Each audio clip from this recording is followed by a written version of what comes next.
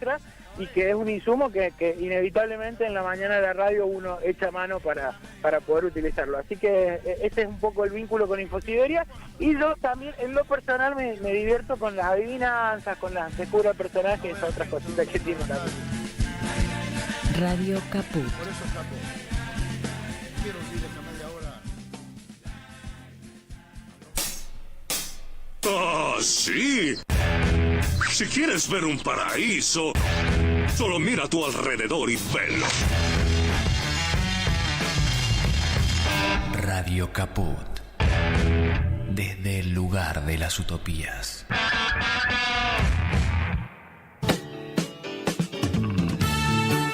Quererse libre. Un intento de humanizar la realidad. Quererse libre. El programa de Lía Méndez con Fortunato Morrone y Pedro Mouratian. Un programa para la libertad. Para la libertad, sangro, lucho, pervivo para la libertad. Mis ojos y mis manos, como un árbol carnal, generoso y cautivo.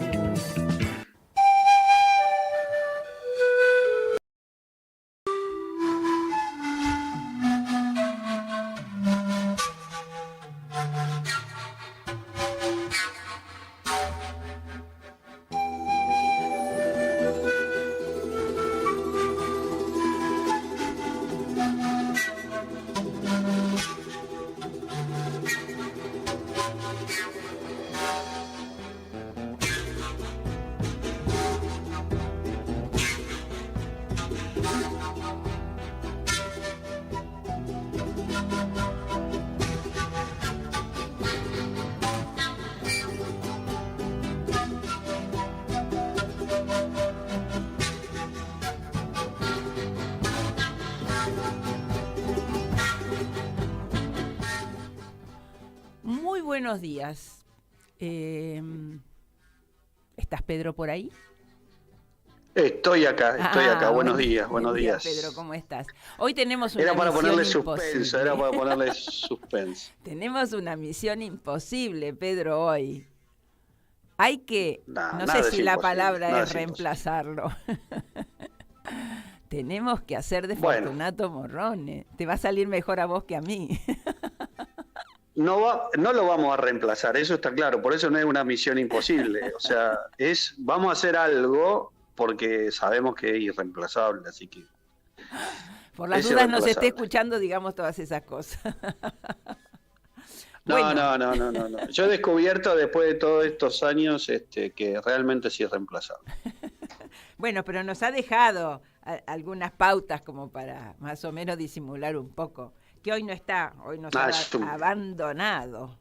Hoy es un profesional. Sí.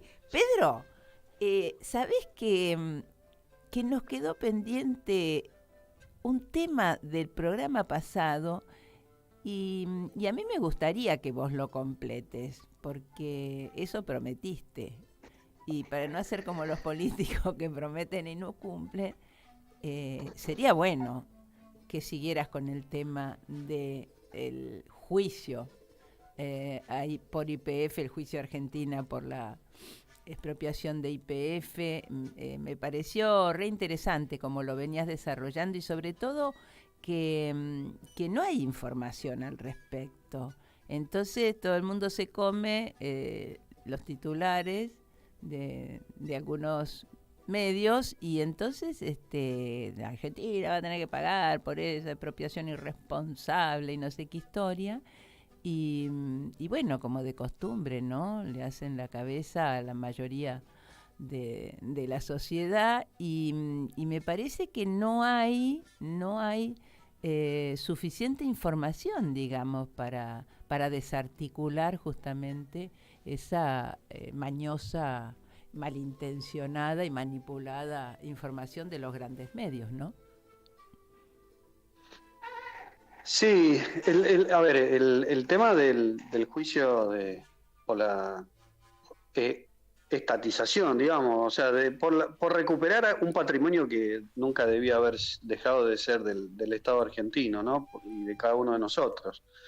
pero bueno, el juicio o sea, este juicio ahora ya mal llamado de YPF, porque en definitiva el juicio ya no tiene que ver con YPF, sino que tiene que ver con un fondo buitre como Burford, que es son esos típicos fondos buitres que son carroñeros y que lo que hacen es ir a buscar en donde hay alguna posibilidad de litigar y poder hacer grandes ganancias y sumas de dinero siderales, ir y presentarse y demás. Ese me parece uno de los temas, Pedro, a esclarecer y a difundir. Ese me parece uno de los temas, que eso aparece totalmente, o sea, no aparece, está totalmente tapado, se hace hincapié en otra cosa. Eso me parece, porque además son los mismos, digamos, que compran los bonos de la deuda y que también han metido. Son los mismos, sí. Son los mismos, ¿no? Son exactamente los mismos, sí. Es un, digamos, modus operandi de cierta gente que lo que hace es ir a buscar permanentemente aquella posibilidad de que, digamos, simplemente con presiones y digamos, con todo ese aparato que ellos tienen, quedarse sin hacer nada. Porque, a ver, uno cuando dice, bueno, no, yo tengo que pagar porque tenía una deuda y la tengo que pagar.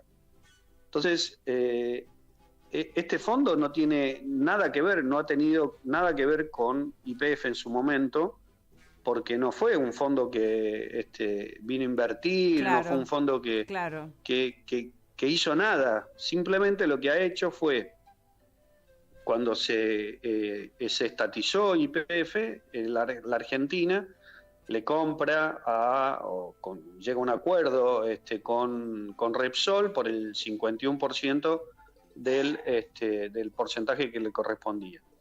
Pero también habían otros accionistas, digamos, que eran los denominados del grupo Eskenazi y demás, que tenían porcentajes menores, ¿sí?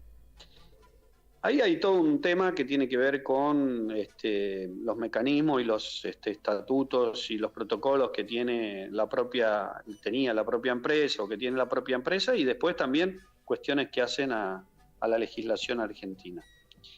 Que también hay que decirlo, la legislación argentina, cuando se privatizan todas las empresas, no solamente YPF, sino aerolíneas, bueno, obras sanitarias, Entel, bueno, todas las empresas, todo lo que fue el plan de privatizaciones de Cavallo Menem en los 90, inclusive también muchos de ellos con legislación que en la época de Martínez de Oz, fueron hechos de tal manera que le generaron un cerrojo ahí al propio Estado, que alguna vez intentaba volver a recuperar esos bienes para el propio Estado. O sea, generar un de privatizaciones que lo que haría sería realmente transformar prácticamente casi imposible. Ahí puedo pedirle un poquito que me aparece una música de fondo muy, muy alta. Ahí puede ser, ahí está mejor. Bien. Gracias. Entonces, lo que hacían esas empresas era realmente, lo que hacían con las empresas era ponerle realmente candados por todos lados para que el Estado nunca más vuelva a recuperar esas empresas, ¿no? Claro. Y eso realmente se lo debemos al menemismo y se lo debemos a la dictadura. O sea, no podemos dejar de mencionar eso, ¿no? Otra cosa que tampoco tiene una gran difusión y conocimiento en el pueblo, ¿no? Bueno, sí, que hay muchas cosas, porque cuando uno empieza a escuchar los medios de comunicación, por lo menos los medios hegemónicos, lo único que han hecho es ser, a mí la verdad, ya no me sorprende, pero me duele, la verdad me duele, como argentino me duele ver de qué manera se ponen del lado de los fondos buitres, digamos, de personas que uno sabe que no porque tienen intereses totalmente ajenos a los intereses nuestros, a nuestros como país, como pueblo, como sociedad. Y si bien son líneas que bajan los grandes medios, de todos modos es por intermedio de de periodistas y Claro, opinadores y comunicadores que eso, en realidad terminan tan perjudicados como el resto de la población, ¿no? claro, pero es que ellos terminan siendo serviles, ¿no? Y son Totalmente. los que difunden lo que esos fondos en definitiva quieren que se difunda. Pero tampoco es inocente, porque muchas de las empresas periodísticas, digo empresas periodísticas, Claro. son parte también de esos fondos muchas veces. Sí, pero yo me refiero a la Ese es el diferencia tema, entre ¿no? las empresas, que son las que le bajan línea al periodista, al empleado, digamos, al trabajador, y el rol del trabajador, ¿no? Que a eso iba, que termina cumpliendo esa función y en definitiva yendo en contra de sus propios intereses y de sus cercanos y de sus familiares, porque viven acá, son parte de esta sociedad y bueno, y aquello que difunden, digamos, es contrario a los propios intereses, ¿no? Sí, qué deben rol, tener intereses Sí, de mucho peso, ¿no? sí, sí, Como para sí, hacerlo, sí. porque la verdad es que si no se explica de otra manera. Pero bueno, lo cierto es que cuando se hace la estatización, cuando se recupera, que sale de una ley del Congreso de la Nación también, ¿no? Porque esto también, más allá de la decisión política, después tiene el aval del Congreso Nacional. O sea, no es que es una cosa arrebatada y que no tiene ningún tipo de sustento jurídico, ¿no? Sino que es una cosa que el propio Congreso después puede, o sea, ratifica, ¿no? Así es.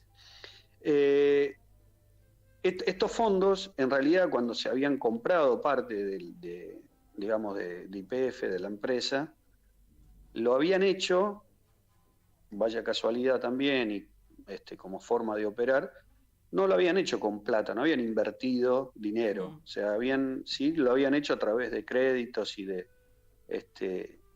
otros fondos que iban devolviendo en función de las utilidades que tenía la empresa. Como Repsol, la verdad que dejó caer, así como Aerolíneas se fue cayendo, y las otras empresas también, porque la verdad lo de las privatizaciones terminó siendo un fiasco para todos. Bueno, YPF empezó a caerse, ¿no? En realidad no estaba generando los fondos necesarios, ni había reinversión, ni había ningún tipo de exploración de nuevos pozos, no había nada. Realmente la empresa no estaba funcionando como tenía que funcionar y no había inversión de ningún tipo. Cuando se vuelve a manos del Estado, la decisión que se toma en ese momento es no dividir utilidades, porque esas utilidades, o sea, lo que estaban haciendo en definitiva era vaciando la empresa. Entonces dicen, bueno, o sea, nos saquemos algo de algo que no está dando plata, o sea, no podemos seguir generando, digamos, o debilitando más la empresa. Entonces se corta eso y no se distribuye más ningún tipo de utilidad para nadie, porque no estaban los recursos y la empresa lo que necesitaba era reinvertir cualquier utilidad que hubiese, era reinvertirla para poder empezar a acrecentarse, que de hecho es lo que fue pasando después, ¿no? O sea, hoy YPF, porque ahora todo el mundo se llena la boca hablando de vaca muerta, pero todo eso significó que durante mucho tiempo hubo que reinvertir todas las utilidades, hubo que tener una planificación de cómo poner en valor nuevamente la empresa, ¿no? Entonces, el grupo ese, Peterson, que son los que eran de los Eskenazi, lo que hace es, en ese momento, como no podía, se seguía endeudando, ya estaba muy complicado, vende, y ahí es donde aparecen estos grupos y estos fondos buitres. Venden su parte, sus acciones, y lo que venden es el litigio también. O sea, aparece el grupo, o sea, aparece el fondo, y le dice, bueno, yo te compro, yo voy a litigar, yo le voy a hacer un juicio, y el 70% me lo quedo yo, el 30% te lo doy a vos. Que es el modus operandi, ¿no? Digamos, funcionan de ese modo en realidad. No. Entonces dice, bueno, listo, entonces yo te hago un juicio, le hago juicio, y yo le pagó 15 millones de euros. 15 millones de euros. O sea, estamos hablando, en ese momento eran 18 millones de dólares. Eso es lo que con eso se queda para hacer un juicio por el cual hoy está reclamando entre 4.900 y 16.100 millones de dólares. O sea, como para que tomemos dimensión de la locura. Qué delincuente. ¿No? De la locura, claro. O sea, es una locura. O sea, no, por eso es una Galperín, estafa. Dijo, esto, o sea, es un negoción. Claro, ¿cómo no va a ser un negoción para eso? ¿Y qué pasa? Como la legislación está amparado eso para poder litigar fuera del país. Claro. Porque lo lógico hubiese sido, bueno, si YPF es Argentina, está todo acá, tenés que... Es que eran las cláusulas de esos claro, entonces ellos saben que litigan afuera y afuera siempre les va a resultar mucho más conveniente, fundamentalmente, porque la legislación, en este caso estadounidense, siempre va a apoyar a los fondos y a los grupos poderosos, digamos, ¿no? Es así, ellos nunca se van a poner del lado del Estado, siempre del lado del privado en este caso, y mucho más de los fondos. Vos pensás que este fondo era un fondo que no cotizaba ni siquiera en Estados Unidos, y al momento de comprar esta posibilidad de litigar, empezó a cotizar en Estados Unidos. O sea, digamos, la dimensión que tiene esto en términos de la rentabilidad que le va a dejar eventualmente a este fondo, ¿no? Así es. Que después, estos fondos son los que después aparecen por otros lados, ¿no? Y bueno, son los que se llevaron parte de los 44.000 millones que Macri trajo del Fondo Monetario. Exactamente. ¿No? Ahí hay que ir a buscarlos. Exactamente. Son ellos. Así es. Ahora bien, esta situación, que es mucho más compleja y requeriría mucho más análisis técnico, hay una parte que tenemos que también decirlo desde el punto de vista periodístico, ¿no? Y que es, a ver, la Argentina recupera un patrimonio fundamental para su desarrollo y para su soberanía y para su economía, ¿no? Como es YPF. YPF hoy no es solamente YPF porque lo que conocemos como el gasoil o las naftas y demás. YPF también interviene y tiene YPF Agro, tiene YPF Litio, o sea, empieza a ser una empresa para poder realmente defender los intereses del Estado Nacional y que todas las utilidades que surgen de nuestro propio territorio sean para el pueblo argentino y no para que se lo lleven 4 vivos, como diría Cristina, o 4 fondos buitres, como ya nos tienen acostumbrados. Sí, esperemos, eso depende de las políticas, el otro día, ¿no? Que se adopten. Bueno, por eso, el otro día habían muchos candidatos, ninguno del oficialismo, sino que eran todos de la oposición, y todos hablaban de que, bueno, porque ahora con Vaca Muerta vamos a hacer esto, claro. Y que ahora con Vaca Muerta, y que el gasoducto, y que vamos a poder tener... O sea, todo el mundo ponderaba, con justa razón, ¿no? Todo lo que significa hoy YPF y las posibilidades de mayor autonomía energética, de poder exportar, de poder ingresar recursos, de tener recursos. O sea, digo, toda una situación que sin duda va a ser muy positiva para la Argentina en los próximos años. Siempre y cuando no caiga en las manos de la derecha, Pedro.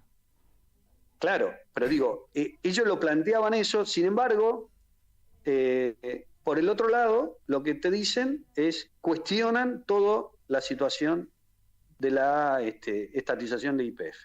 ¿No? O sea, te cuestiono, pero después me aprovecho de lo que te estoy cuestionando.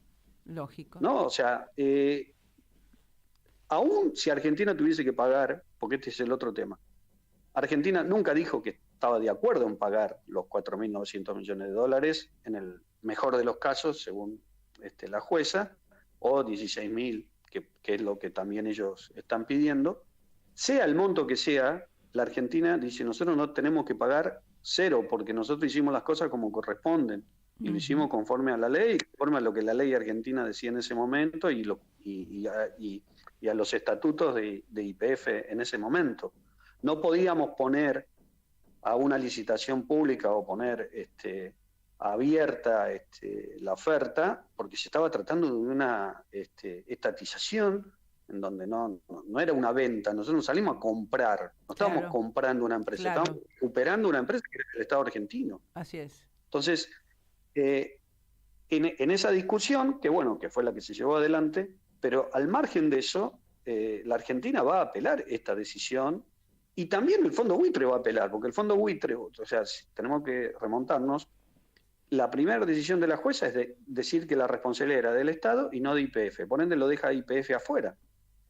Y probablemente el fondo Buitre, Burford, quiera también apelar y decir, no, nosotros queremos que quede YPF involucrada. O sea, digo, esto es una etapa de un juicio en donde todavía falta muchísimo. Eso además, ¿no, ahora Elisa Pedro? Carrió, También eso es importante, me parece, sí, comunicar, porque te corren, obviamente, para asustarte, y como que ya, ahora la sentencia y no sé qué, y entonces Argentina va a tener que pagar. Y en realidad hay que ver en qué etapa está este juicio y el tiempo que lleva y cómo termina. Exacto. Y aparte y después, en el peor de los casos, también cómo se cobra. Exactamente, exactamente. Hay un camino larguísimo por recorrer, con resultados realmente inciertos, y que nada de todo lo que se está diciendo en los medios, por lo menos hegemónicos, tiene que ver con una realidad, tiene que ver con la realidad que ellos quieren construir y con el deseo de que sea de esa manera, y nada más. Pero lo cierto es que este es un proceso como tantos otros que existen, y que se tiene que afrontar y se seguirá afrontando, pero siempre teniendo en cuenta cuánto es todo lo positivo de todo esto, ¿no? Claro, o sea, claro. Que la verdad que se podría seguir, o sea, condenen lo que condenen, y aún pagando eso, igual sigue siendo un hecho sumamente positivo para el Estado argentino recuperar YPF. Algo Yo que creo además todo en esto su también momento tiene que ver. se ha ponderado cuando se lleva adelante la estatización. No es que no se haya ponderado, digamos, como las distintas aristas, digamos, o caminos que se abrían a partir de ahí, obviamente con un posible reclamo, digamos. No es que eso se hubiera ignorado y entonces ahora se encuentran con que hay un reclamo. Todo eso se ha ponderado adecuadamente en su momento y se ha estudiado. Quiero decir, me parece eso también importante, ¿no? Destacarlo. Sí, claro. Pero aparte, a mí lo que digamos, realmente me produce mucha bronca, mucha ira, es cómo se maneja esto en términos de que van generando la idea de que, bueno, YPF ya es inviable porque va a tener una deuda tal, porque realmente no se va a poder pagar, ¿viste? Y todo eso es el único objetivo que tienen, es quedarse con YPF nuevamente, 3 o 4 vivos, como dice, y vuelvo a decir, como dice Cristina, porque la verdad que me parece que es muy clara esa imagen, para volver a privatizarla. Lo mismo quieren hacer con aerolíneas, lo mismo con cada una de las empresas, que uno va viendo cómo ellos empiezan, ¿no?, a ir generando cada vez mayor, por lo menos una sensación dentro de la opinión pública, como que no son viables, como que no sirven, como que son un gasto, como que... Lo demuestran, ¿no?, cuando son gobiernos, porque las destruyen, ¿no? Así como... Claro, y ahora quieren hacer eso mismo, ¿no? O sea, como, ¿qué es lo que están diciendo? No, bueno, hay que achicar todo, hay que ajustar todo. ¿Por qué? Bueno, porque evidentemente de nuevo aparecen los vivos de siempre para quedarse con todo eso y hacer los grandes negocios. Esta es la gran diferencia que tenemos hoy en esta discusión electoral.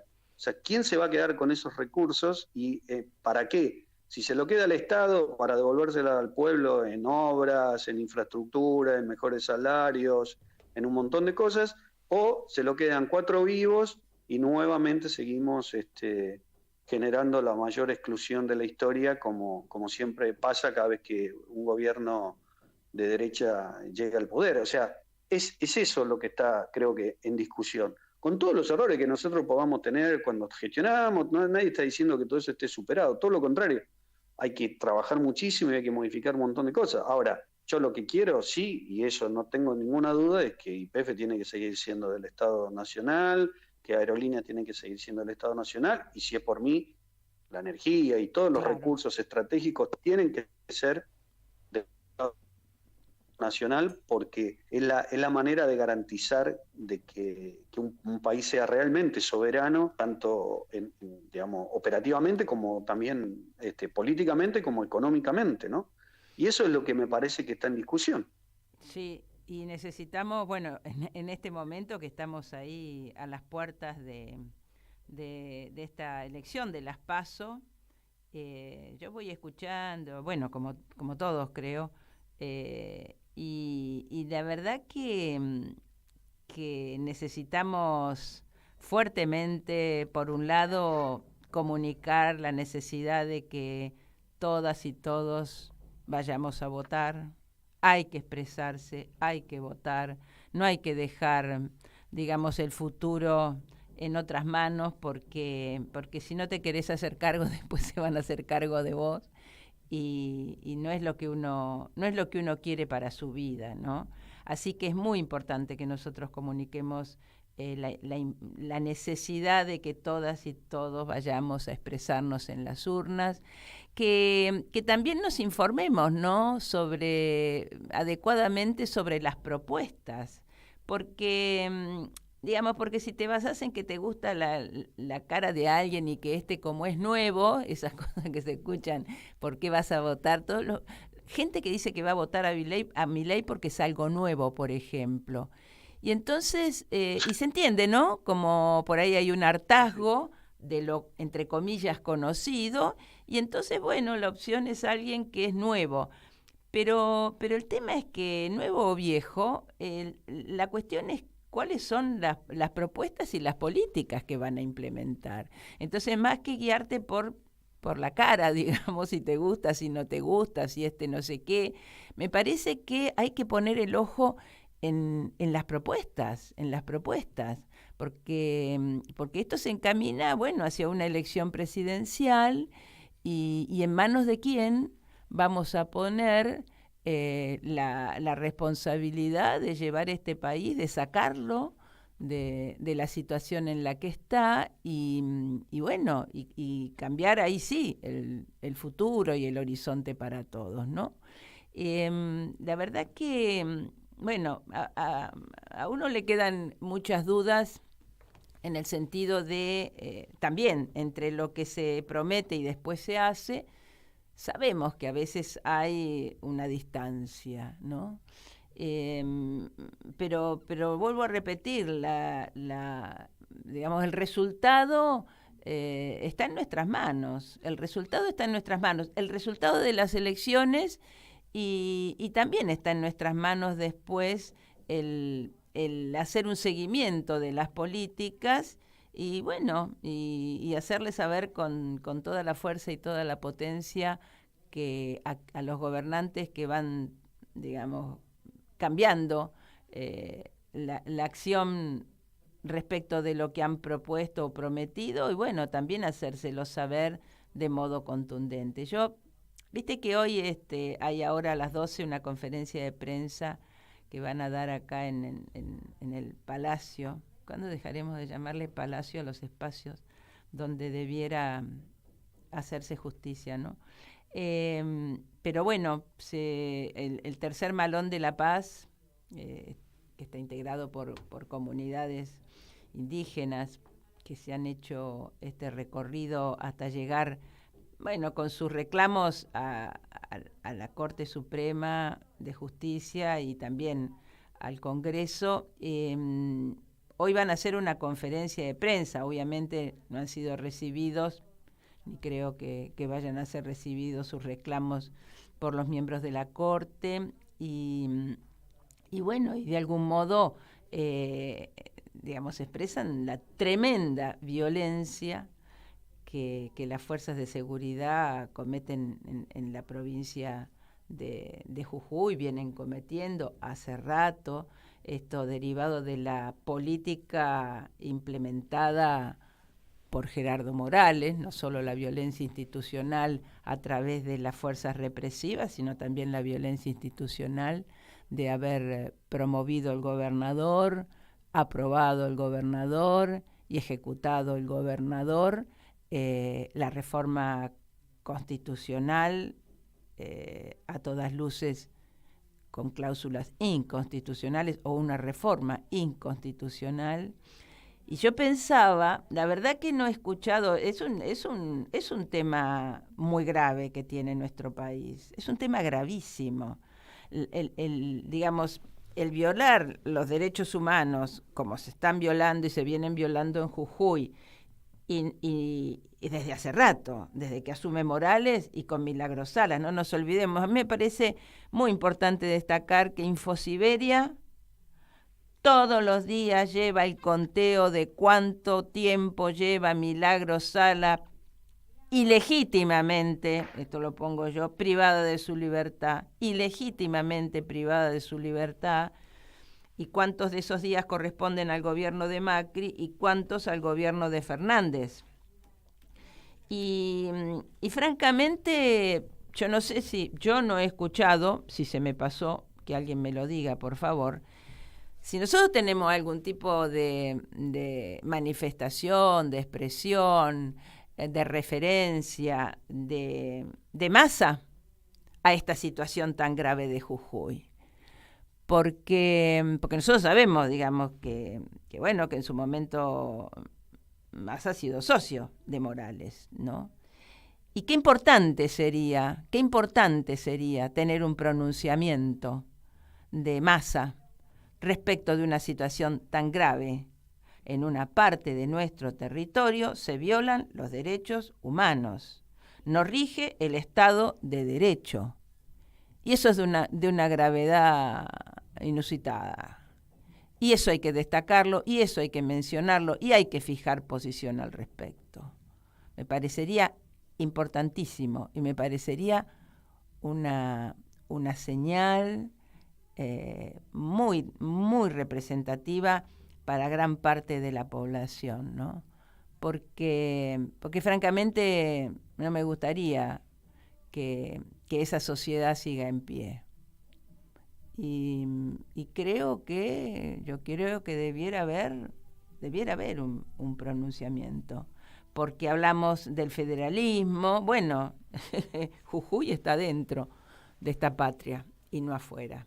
Y los derechos humanos, la defensa de los derechos humanos no tiene jurisdicción, por lo tanto la respuesta de, si fuera el caso, de que es un problema de Jujuy, no es un problema de Jujuy, es un problema de Argentina. Jujuy es un problema de Argentina. Y el problema de Milagros Sala también es un problema de Argentina. Problemas que frente a la falta de respuesta en Argentina tienen que ser llevados fuera del país a nivel internacional para que tengan, al menos que esté la expectativa de alguna respuesta más ajustada a la vigencia de un Estado de Derecho, ¿no? Sí. Sí, y vos recién mencionabas, o sea, Jujuy no es solo Milagros Sala. Jujuy es un modelo que se intenta, o sea, Milagro en realidad es la muestra, ¿no?, de lo que podría ser si hay otras Milagro en el país, o si hay otras personas que intentan tener ese tipo de compromiso. Y muchas veces hablan de cómo este gobierno viola la libertad o la independencia de los poderes, ¿no?, y cómo avasalla a la Corte Suprema. Digo, cosas que son muy, muy alejadas de una realidad, porque si algo no ha hecho este gobierno, más allá de poder expresar su malestar por la Corte Suprema y su funcionamiento, y hacer ahora el pedido de juicio político y llevar adelante el juicio político, no cumpliendo, por supuesto, con todo lo que dice la legislación y la normativa para ello, no ha sido, digamos, si algo no ha hecho es avasallar ese poder, porque en definitiva, el propio presidente de la Corte, el mismo presidente del Consejo de la Magistratura, o sea, que debería ser quien lo controla. O sea, hay un montón de situaciones que, evidentemente, la justicia argentina deja mucho que desear, y sin embargo no se ha avanzado en ese sentido, todo lo contrario. donde sí se avanzó, invadiendo, digamos, ciertas cuestiones que hacen a la independencia del Poder Judicial, es justamente en Jujuy, donde el gobernador Morales, en su primer día de gestión, lo primero que hizo fue introducir por la ventana a 2 miembros del Tribunal Superior para de esa manera tener el control absoluto de lo que es el Tribunal Superior de Justicia de la provincia y bueno, y a partir de ahí empezar a construir todo lo que ha hecho con las causas que se fueron armando y sumando en contra de Milagro y de tantos otros dirigentes sociales de la provincia, ¿no? Bueno, y el colmo del colmo fue esta reforma constitucional que inclusive es violatoria de la propia normativa y de la propia constitución provincial, porque ahí dice que ningún funcionario del Ejecutivo podría ser constituyente, claro, y el gobernador es el presidente de la Convención Constituyente. O sea, un atropello. Digamos, es toda una sumatoria de violaciones a la legislación y a la independencia de los poderes. Pero también hablaste de derechos humanos, y hablamos de derechos humanos, y bueno, quería traer a cuenta que un 4 de agosto del 76 es cuando asesinan al obispo Enrique Angelelli. También hablamos de federalismo, el obispo Angelelli estaba en ese momento en La Rioja, ¿sí? Sí. Y él estaba regresando de Chamical después de haber dado una misa por 2 sacerdotes asesinados, Gabriel Longueville y Carlos Murias, ¿sí? Y bueno, llevaba inclusive las carpetas con información sobre esas muertes, y 2 autos encierran la camioneta en donde estaba viajando el obispo junto con otro sacerdote, y bueno, vuelca y pierde la vida Angelelli en ese accidente, que en principio parecía que era un accidente. Evidentemente después las autopsias y todo quedó demostrado que se trató de un asesinato, que no fue un accidente, digamos, de tránsito, sino que todo lo contrario, que esos autos lo que hicieron fue cerrarlo para que realmente se produjera ese accidente, inclusive después por las lesiones que se le descubrieron cuando se hicieron las pericias y demás. En el 2009 se certificó que habían sido por lesiones en el cráneo, ¿sí? Y bueno, en el 2014 Luciano Benjamín Menéndez y Luis Fernando Estrella fueron condenados a perpetua. Así es. Y por último, gracias a estos informes que nos prepara Isabel García, nuestra productora, el Papa Francisco beatificó a Angelelli en el 19, junto con los curas Murias y Longueville, y bueno, y el laico Wenceslao Pedernera. Y bueno, y como ya hablamos mucho, ahora en función también de esto queríamos rendirle nuestro homenaje también al padre Angelelli con un tema que interpretan Peteco Carabajal, Axel, Piero, Copani y Cafrune, que se llama Pastor con olor a pueblo. Si lo escuchamos, el autor es el padre César Chichitano. El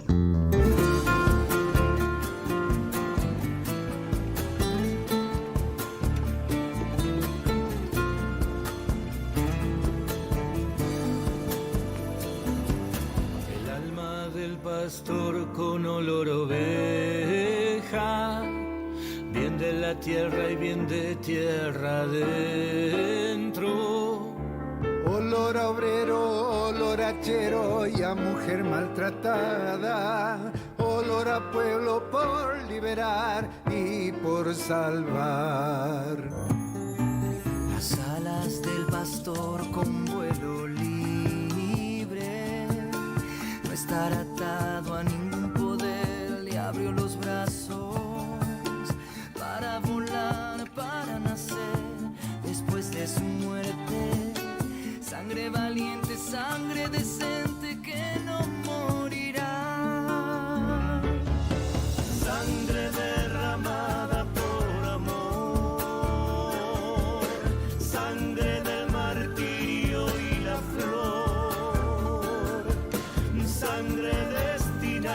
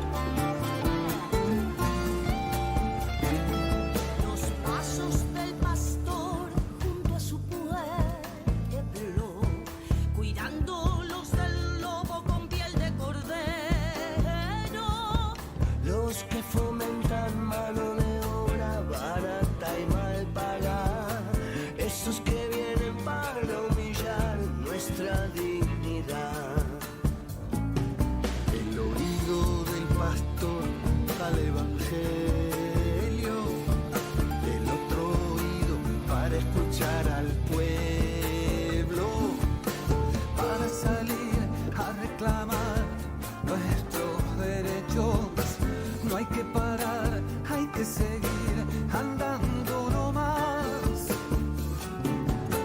Sangre derramada por amor, sangre derramada por amor, sangre del martirio y la flor, sangre del martirio y la flor, sangre destinada a sembrar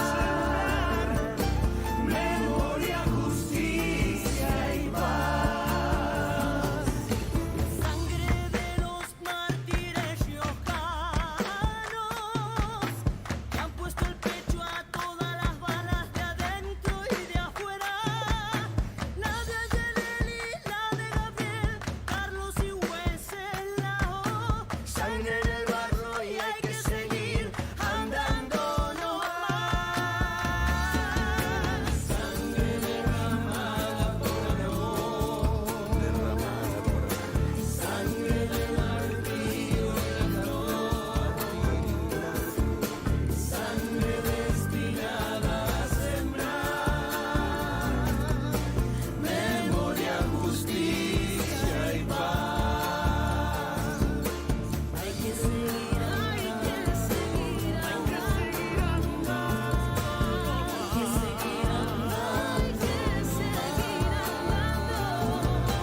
hay que seguir andando nomás.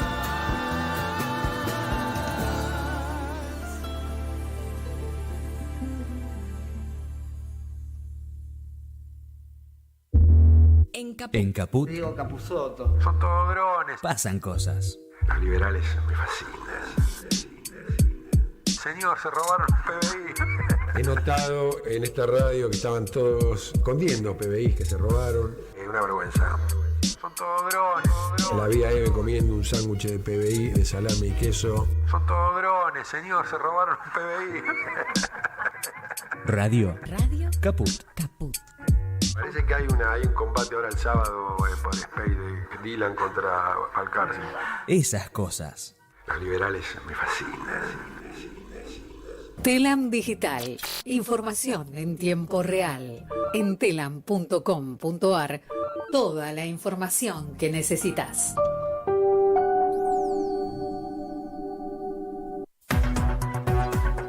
Noticias. Política. El presidente recorre obras que conectarán la autopista Ezeiza Cañuelas con la Ruta Nacional 3. Alberto Fernández visitará las obras de la variante Cañuelas desde las 11:40 y el jefe de Estado estará acompañado por el ministro de Obras Públicas, Gabriel Catopodis. La obra consiste en la construcción de una nueva traza entre el kilómetro 58 de la autopista Ezeiza Cañuelas y el acceso a la localidad de Cañuelas. De esta manera se mejorará la circulación y la seguridad en el empalme entre las rutas nacionales 3 y 205 y el ferrocarril Roca. Economía.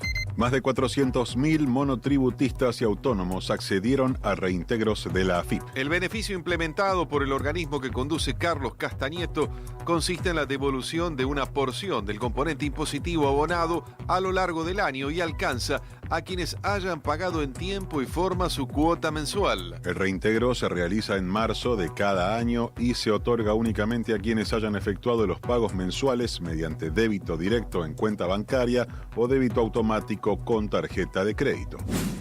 Ampliaron en 1.000 millones de pesos el cupo presupuestario del programa Emprender Mujeres. Así, el monto total asignado a la convocatoria se eleva a 2.000 millones con financiamiento del Fondo Fiduciario para el Desarrollo de Capital Emprendedor. Se trata de una línea de aportes no reembolsables para la creación, puesta en marcha y desarrollo inicial de emprendimientos. En marzo de este año, Industria realizó la convocatoria para aquellas mujeres que se encuentren desarrollando emprendimientos en estadios de ideación y puesta en marcha o de desarrollo inicial, cuyo objeto se encuadre en la generación de valor agregado y que contribuyan al desarrollo de la cadena de actividades de los sectores productivos a los que pertenecen. Más información en telam.com.ar. En Telam podés confiar Por eso, ponemos a tu disposición las herramientas que te ayudan a protegerte de la infodemia, la epidemia de noticias falsas. La agencia Telam te ofrece la plataforma confiar.telam.com.ar, un espacio no solo dedicado a verificar los datos que circulan, sino también a detectar las noticias falsas o inciertas y despejar tus dudas por medio de información veraz y chequeada. Ingresá a confiar.telam.com.ar.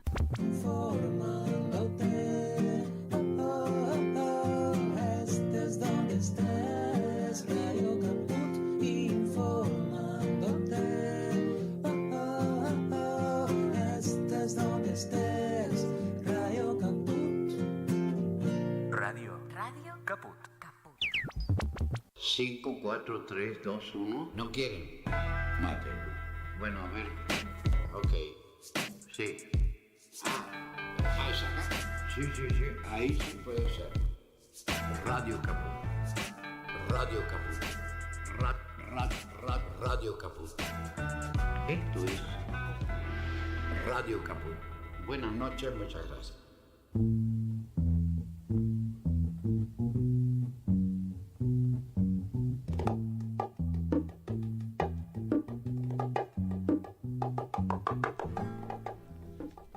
Bueno, acá estamos nuevamente. Veníamos hablando describiendo la situación que vive la provincia de Jujuy, que vive el pueblo de Jujuy. Y francamente no debiera sorprendernos esto, bueno, cada tanto aparece y se instala en los medios algún tema que no es nuevo.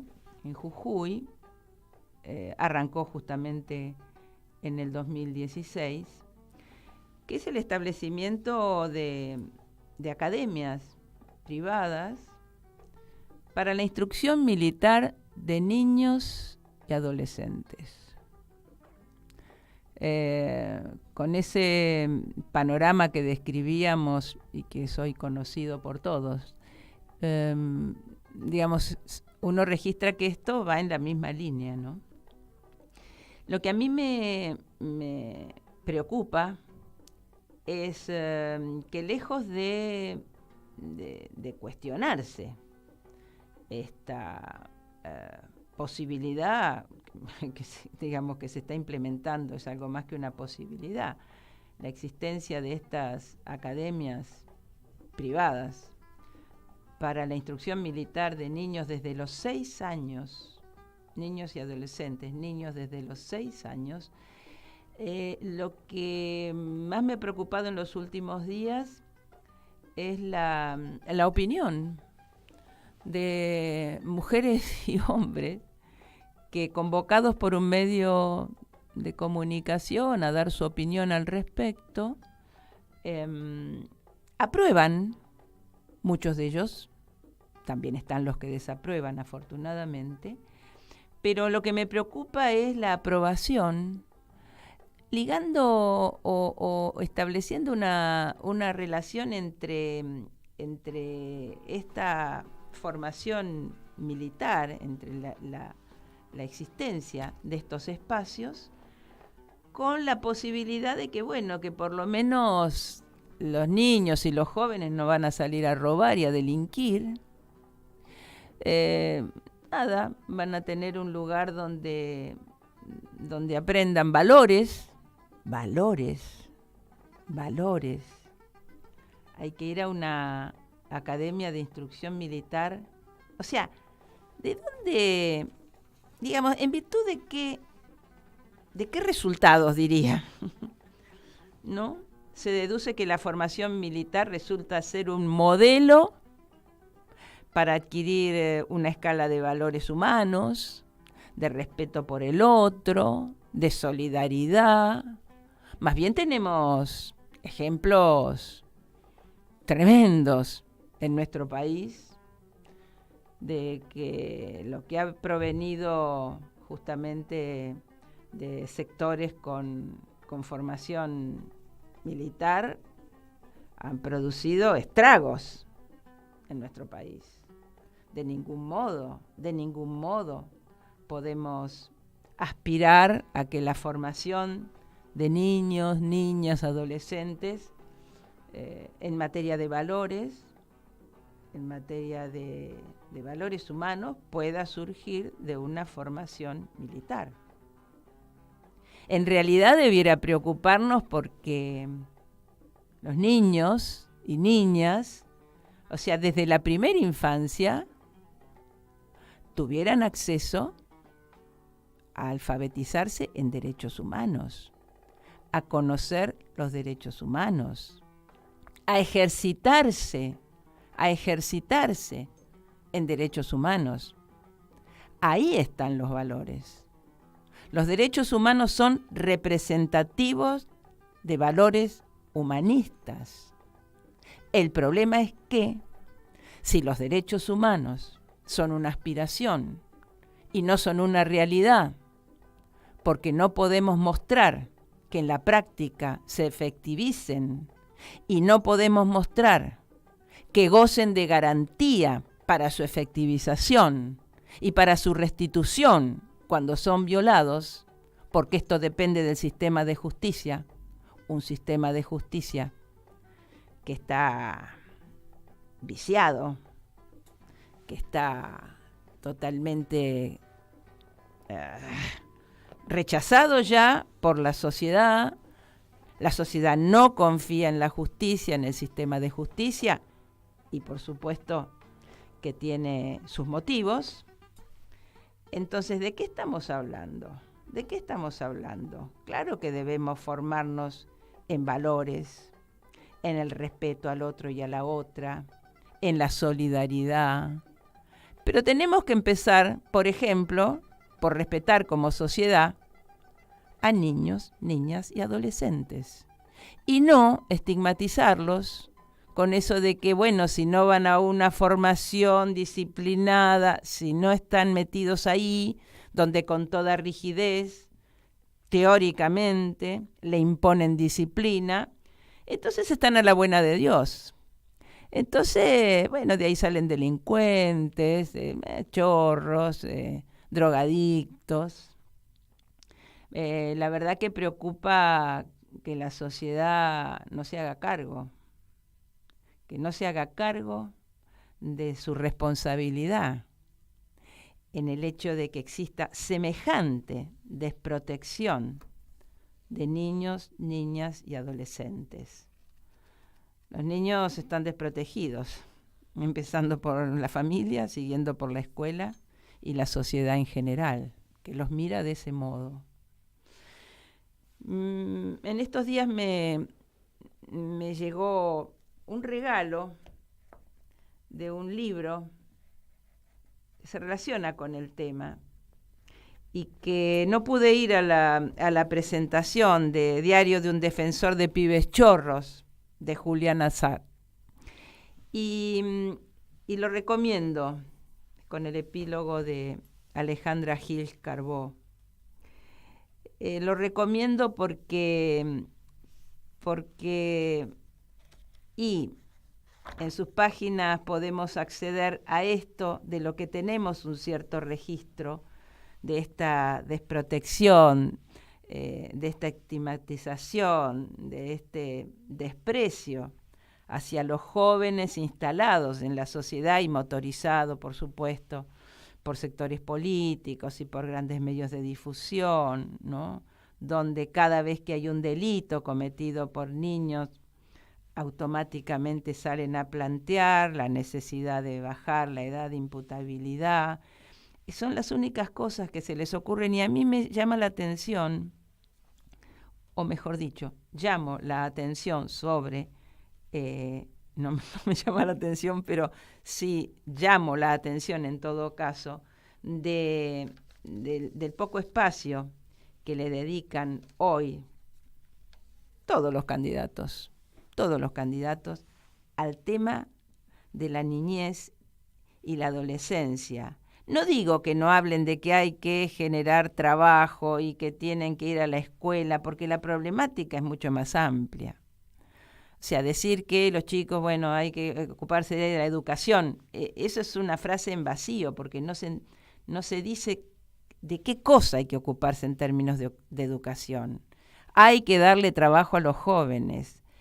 Es como, eso no dice nada, porque hay todo un contexto que empieza por la familia, que no tiene un techo para brindarle a esos niños y a esos adolescentes. Padres que no tienen trabajo, padres que están abandonados a la buena de Dios. Y bueno, hijos que se crían en esos ámbitos, en esos ambientes. Si no hay una política de vivienda, no me hablen que se ocupen una política en serio, para que no haya un solo niño y una sola niña que no tenga un techo, no un techo de chapa, ni una bolsa de nylon, no, un techo, una vivienda, con todas las condiciones, en un contexto familiar. Entonces, el tema ni siquiera está en agenda, en primer lugar donde debería estar. Y recomiendo la lectura de este libro, Julián Axat, Diario de un defensor de pibes chorros, porque realmente plantea no solo lo que viven, lo que transcurren, niños, adolescentes, ¿no?, sino hasta las mismas dificultades en el sistema de justicia que tienen que afrontar los profesionales, en su caso abogado defensor, los profesionales, una burocracia judicial, una falta de, una violación de los derechos humanos desde el mismo sistema de justicia que a él le tocó afrontar, vivir y que sigue, digamos, registrando. Hoy, desde el Ministerio Público Fiscal de la Nación, está a cargo de Atajo, que es ese programa de acceso a la justicia que se puso en marcha, que también sería interesante conversar por ahí en el próximo programa, porque ya se nos va el tiempo. En el próximo programa nos comprometemos a hablar de Atajo, de cómo surgió esta iniciativa, de la sensibilidad y la inquietud de cierto sector de la justicia. Y me parece que es un ejemplo, pero me parece que queda tanto por hacer y que no está en agenda. Se nos va el tiempo, se nos terminó el programa y en todo caso lo que quisiéramos es saludar hoy, en el Día del Obrero Panadero. El Día del Obrero Panadero fue instituido a raíz de que un 4 de agosto de 1887 se creó en Argentina el primer sindicato de obreros panaderos.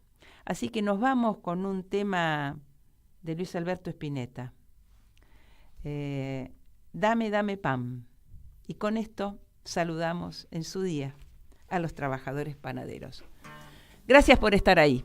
Hasta el próximo viernes. Un abrazo. Chau, chau.